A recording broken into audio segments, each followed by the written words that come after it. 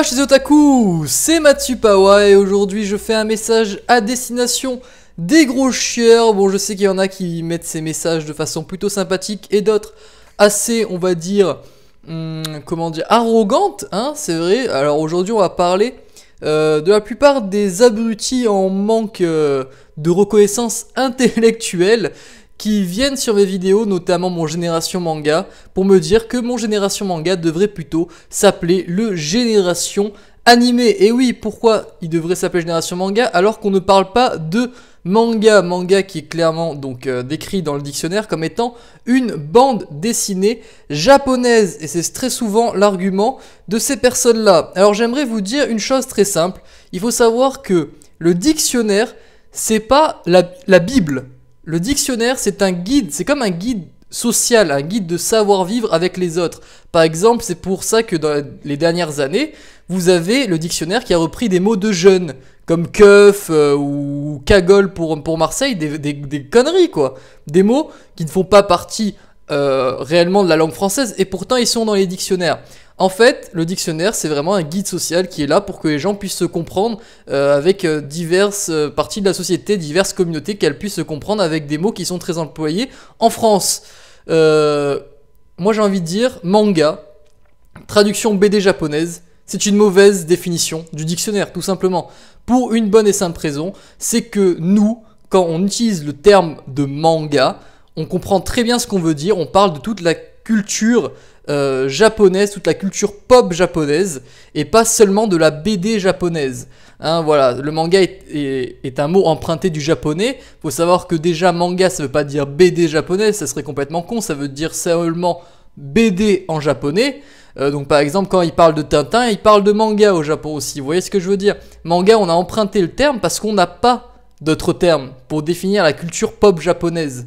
Et encore, culture pop japonaise, ça ne définit pas tout ce dont on parle de la japanimation, le manga, tout ce qui est lié à ça, et la culture pop japonaise ça suffit pas, et non seulement ça suffit pas, et en plus ça sort des cadres dont on parle, donc même en faisant des associations de mots, on peut pas cibler ce qu'on veut. Donc moi ce que je vous propose, c'est soit vous m'inventez un mot, voilà, soit vous m'inventez un mot que l'on va mettre dans le Larousse, que tout le monde pourra accepter, et qui sera accepté de tout le monde, pour définir cette culture, soit on utilise le manga et vous fermez votre gueule. Parce qu'aujourd'hui, vous avez Parlons Manga, une émission de Mister Enzor, il me semble, qui, eh bien, excusez-moi, ne parle pas tout le temps de manga, qui parle aussi d'animé.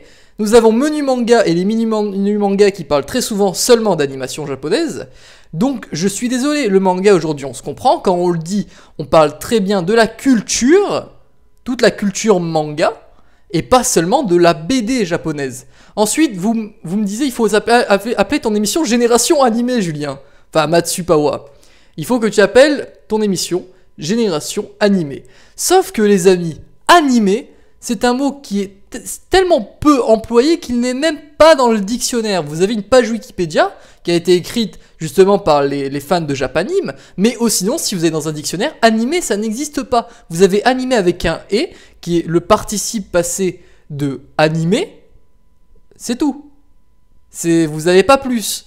Donc animé, c'est encore moins exact que manga, parce qu'animé n'existe même pas dans la langue française. Voilà. C'était déjà pour vous dire ça. Donc non, mon Génération Manga ne s'appellera jamais Génération Animée. Ce n'est pas possible, je ne l'appellerai pas comme ça. Parce que dans mon Génération Manga, très bien, un jour, j'aimerais parler d'autre chose que des animés. Donc je vais pas appeler mon émission Génération Animée. Ce que je veux parler, c'est de la culture autour du manga. La culture manga, et le mot manga est employé en France par les Français pour définir cette culture. Voilà, peu importe ce qui est écrit dans le dictionnaire. Si le dictionnaire ne définit pas le manga comme étant comme ça, c'est pas que le manga n'est pas comme ceci, c'est que le dictionnaire donne une mauvaise définition, car les définitions, ce sont les gens qui les font. Il faut savoir que toutes ces conneries-là, c'est les jeunes qui ont inventé ces termes-là avec du verlan.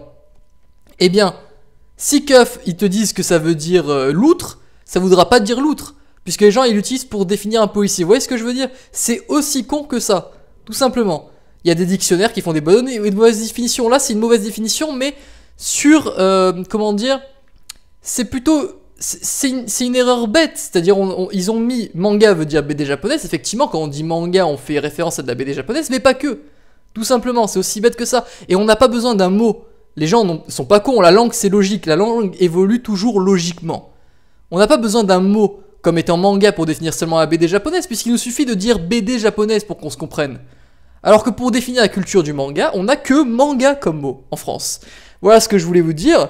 Et franchement, ça m'énerve de devoir faire des vidéos pour des détails comme ça, mais bon, je reçois des commentaires, j'en ai reçu encore un hier, et ça a commencé à me casser les couilles. Voilà, il faut savoir que la langue française évolue, et c'est pas parce que certaines personnes font des erreurs, et par exemple, vous inventez un mot, ou alors vous changez la définition d'un mot qui est dans le dictionnaire, que c'est injuste. Si les gens comprennent ce que vous êtes en train de dire, c'est juste, tout simplement, c'est ça le langage. Il faut savoir par exemple, c'est un exemple que j'utilise quelquefois, le mot calamar.